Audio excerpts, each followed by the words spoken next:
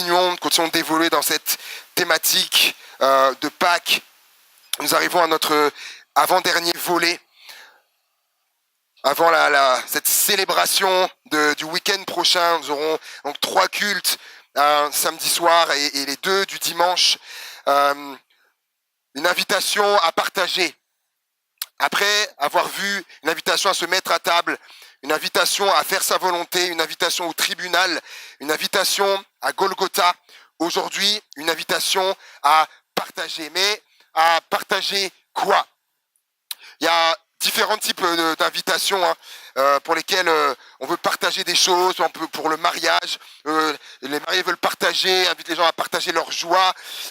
Pareil pour un diplôme, pour un anniversaire. Mais là, c'est mon premier point, une invitation à partager la bonne nouvelle. Une invitation à partager la bonne nouvelle, ça va être mon premier point. Et là, nous allons nous diriger, après la crucifixion, comme on vient de le chanter, au tombeau, là où Jésus avait été mis. Et dans Luc chapitre 24, regardons ensemble.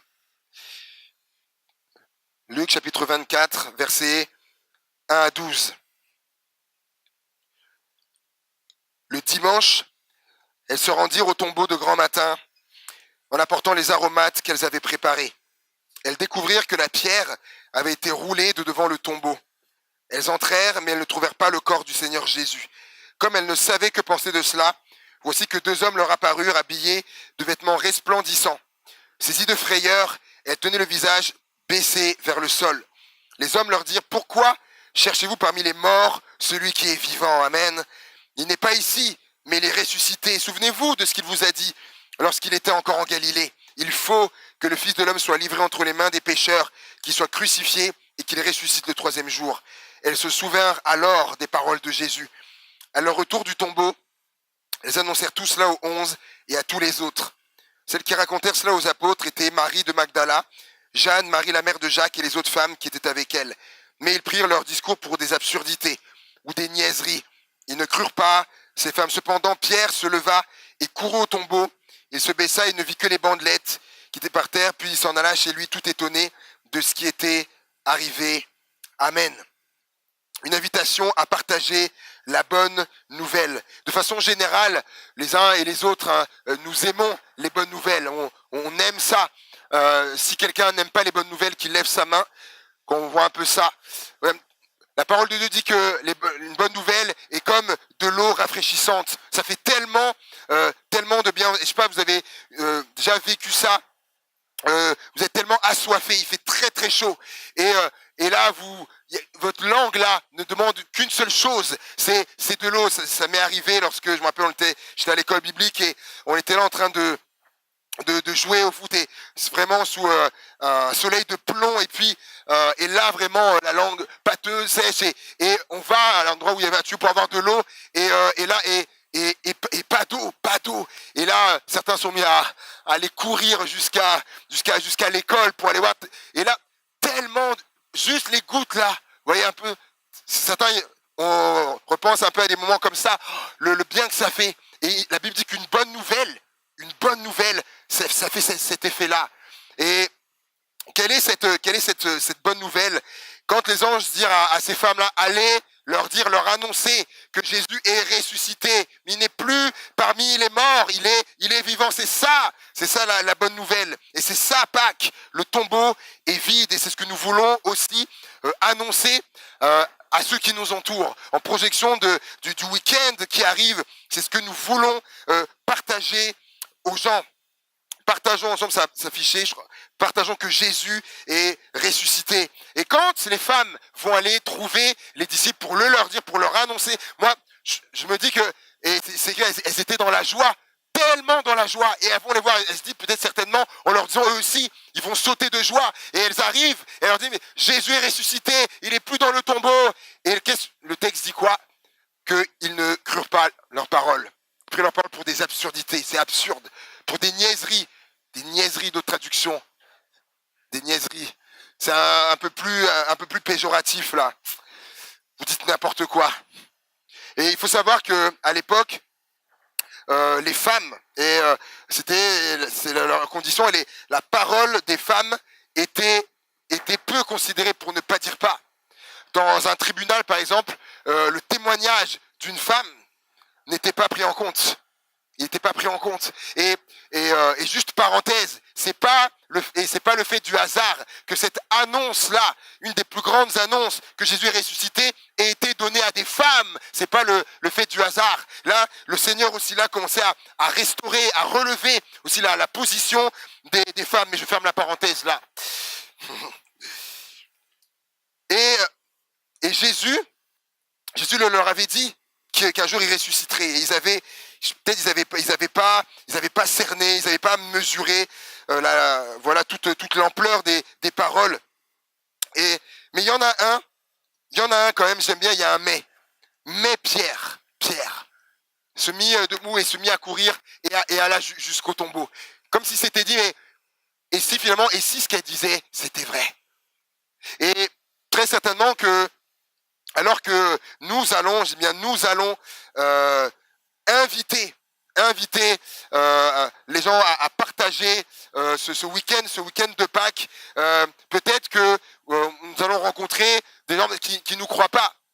Mais que Jésus est vivant, Jésus peut faire des choses. Peut-être une personne va te dire un mort qui est ressuscité. Faut un petit peu plus que ça.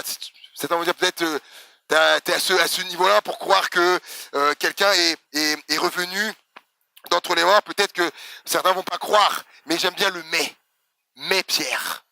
Et il y aura toujours des personnes qui peut-être tendant l'oreille se diront mais si ce que Chloé dit là, et si c'était vrai ce qu'elle disait, de tenter l'expérience. Et Jésus, quand il va se révéler à eux, il va leur reprocher de ne pas avoir cru ce que les femmes leur avaient dit. Et après cela, il va les envoyer, il va leur dire allez par tout le monde, prêchez la bonne nouvelle à toute la création. Et celui qui croira sera baptisé et sera sauvé. Et j'aime vraiment cette parole-là. Il les invite à inviter.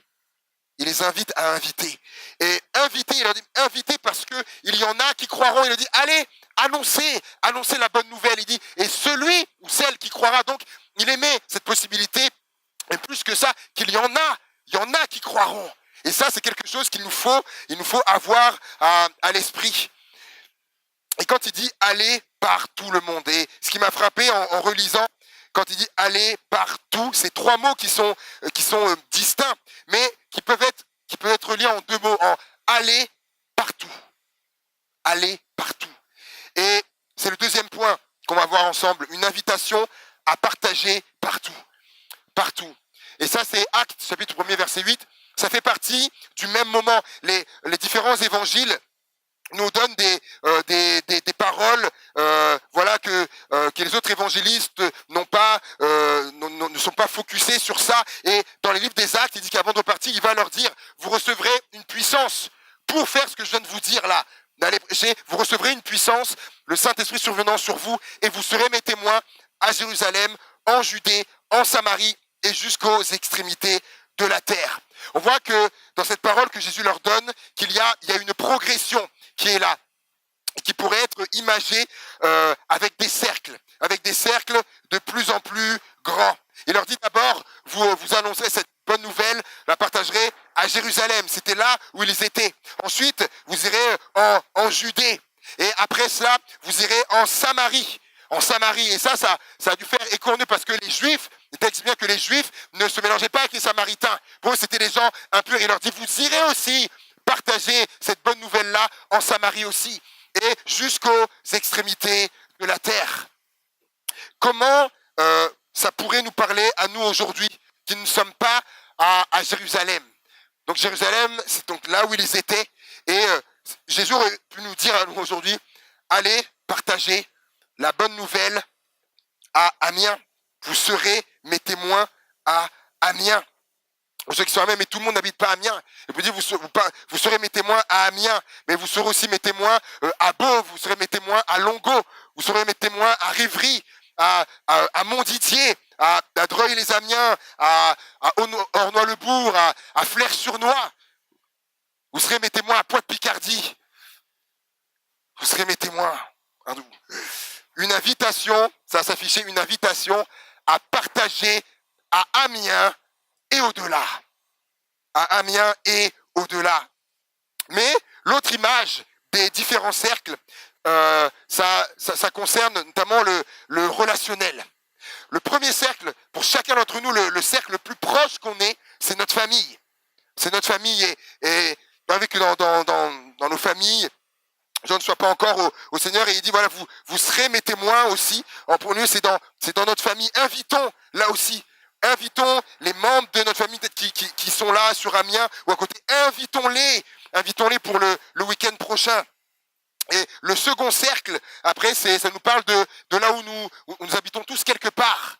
Soit dans un lotissement ou dans un quartier, immeuble, résidence, peu importe. Mais on a tous des voisins, des gens qui sont là. Et c'est ça. Invitons également nos voisins. Et là, je me parle là en premier à moi-même sur ça. Il faut à un moment donné faire ce pas-là. Et le cercle qui vient après, c'est là où nous évoluons, soit dans la sphère professionnelle ou des études ou autres. Là, vous serez mes témoins sur votre lieu de travail, vous serez mes témoins à la faculté et autres. Et là, invitons nos collègues, invitons nos amis de la fac et autres.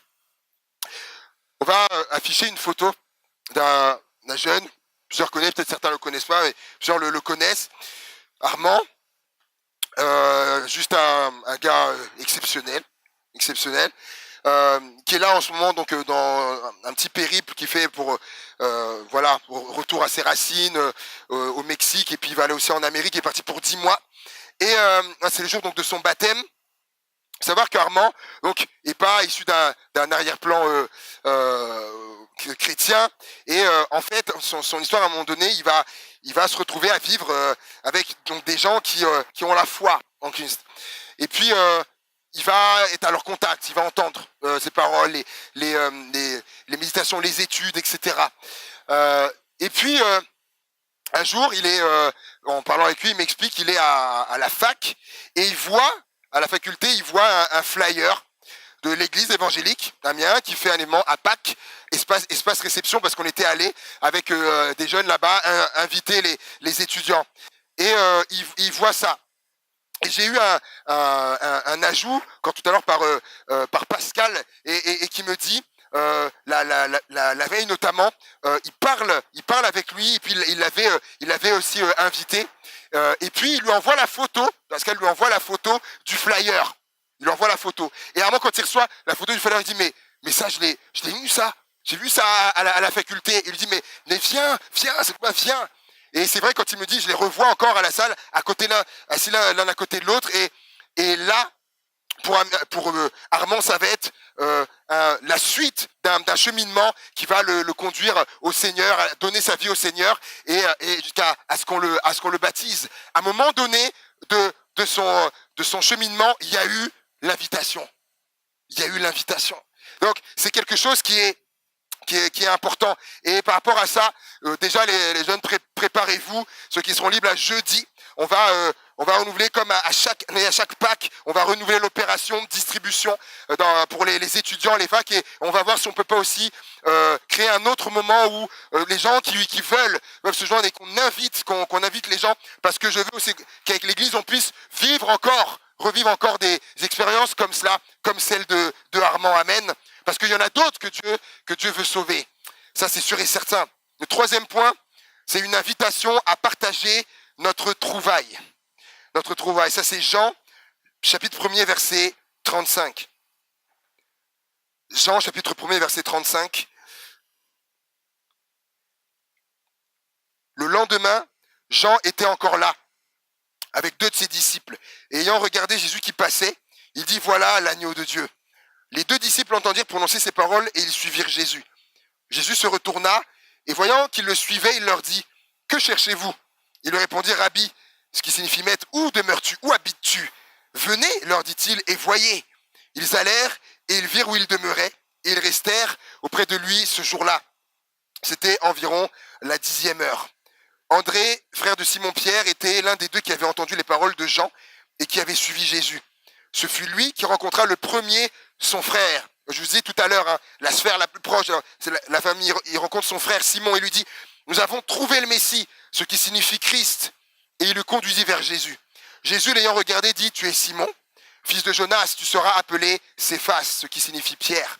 Le lendemain, Jésus voulut se rendre en Galilée et il rencontra Philippe. Il lui dit, suis-moi. Philippe était de Bethsaïda, de la ville d'André et de Pierre. Philippe rencontra Nathanaël, c'est donc certainement un ami, une connaissance à lui, et lui dit, nous avons trouvé celui de qui Moïse a écrit dans la loi et dont les prophètes ont parlé, Jésus de Nazareth, fils de Joseph. Nathanaël lui dit, peut-il venir de Nazareth quelque chose de bon? Philippe lui répondit, viens et vois. Jésus, voyant venir à lui Nathanaël, dit de lui, voici vraiment un Israélite dans lequel il n'y a pas de fraude ou de ruse. D'où me connais-tu, lui dit Nathanaël. Jésus lui répondit, avant que Philippe t'appelle, quand tu étais sous le figuier, je t'ai vu. Nathanaël répondit, lui dit, Rabbi, tu es le Fils de Dieu, tu es le roi d'Israël. Amen. Voyez un petit peu la réaction en chaîne qu'il y a eu. Ça part de Jean-Baptiste. Il est là avec ses disciples et il leur dit, il voit Jésus qui passe, il leur dit, voici l'agneau de Dieu, c'est lui qui ôte le péché du monde. De là, deux se mettent à suivre Jésus. Et ils lui demandent, ils veulent aller avec lui, ils veulent savoir où est-ce qu'il habite. Et il leur dit, ben, venez et voyez. Et donc il passe ce temps avec lui là où Jésus habite. Et l'un des deux va voir son frère. Il dit, on a trouvé le Messie, et c'est Jésus. Et il l'invite, il faut que tu viennes voir. Et Jésus continue et il rencontre Philippe. Et il lui dit de suivre Philippe. Après, il rencontre un ami, une connaissance. Et il lui dit, pareil, on a trouvé le Messie, celui dont Moïse a écrit dans la loi, les prophètes. Le Messie, c'est Jésus. Viens, il faut que tu le rencontres. L'invitation. Et là, revers la question de Nathanaël. Qu'est-ce qui peut venir de bon de Nazareth? Voilà, on sent le mépris. Qu'est-ce qui peut venir de bon de Nazareth? Et peut-être que lorsque vous inviterez quelqu'un, peut-être celui-ci ou celle-ci vous dira, pas forcément avec ces mots-là, mais qu'est-ce qui peut venir de bon de ton église? Qu'est-ce qui peut venir de bon de Jules Lardière? Et là, tu pourras lui dire, bah déjà, viens manger les beignets de Mamie Colette, tu vas voir déjà. Viens et vois, viens et goûte, tu verras, tu pourras plus repartir déjà. Et il dit, bah, viens et vois. Il lui fait pas de longs discours, waouh, à vouloir démontrer par ceci, par cela. Il lui dit trois mots. Bah, tu doutes, t'es sceptique ou autre. Bah, viens et vois. Viens et vois. Et de là, Nathanaël accepte l'invitation et il arrive devant Jésus. À peine il est arrivé, Jésus dit, voici un homme, Jésus qui lit dans nos vies, qui nous connaît par cœur. Il dit, voici un homme dans lequel il n'y a pas de fraude, il n'y a pas de ruse en lui. Mais là, Nathanaël, qui l'a jamais vu, il dit, mais d'où tu me connais, toi? D'où tu me connais? Et là, c'est fort. Et là, c'est fort, ce que Jésus lui dit, mais avant que Philippe t'appelle, quand tu étais sous le figuier, je t'ai vu. Et là, Nathanaël, il est foudroyé. Foudroyé. Peut-être certains vont dire, mais c'est étonnant, mais se demander même pourquoi à tel point, là, il reconnaît, oui, t'es le Messie, c'est toi, le roi, c'est toi l'envoyé de Dieu. Qu'est-ce qui fait que, quelque temps avant, il est sceptique, il dit, mais qu'est-ce qui peut venir de bon? Et là, il est au pied du Seigneur, et il reconnaît qui il est. Cette parole-là de Jésus, avant qu'il t'appelle, quand tu étais sous le figuier, je t'ai vu. Les commentateurs disent qu'il y a deux possibilités. Il faut savoir qu'il y a certains figuiers en Israël dont les branches retombent vraiment très bas et sous lesquels on peut être comme abrité, caché à la vue des regards. Il y a cette possibilité-là où un commentateur dit, donc descendant très bas, elle forme un endroit idéal pour celui qui veut s'isoler à l'abri des regards.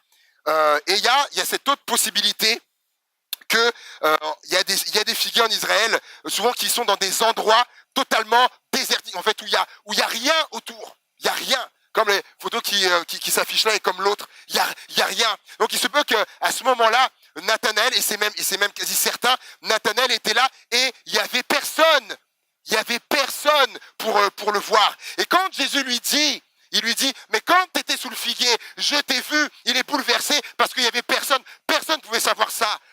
Et là, comme une flèche, tac, c'est ça. Et là, il est percuté. Jésus a dévoilé un élément de sa vie. Et je vais terminer avec ces exemples. Je me rappelle du témoignage de cette femme.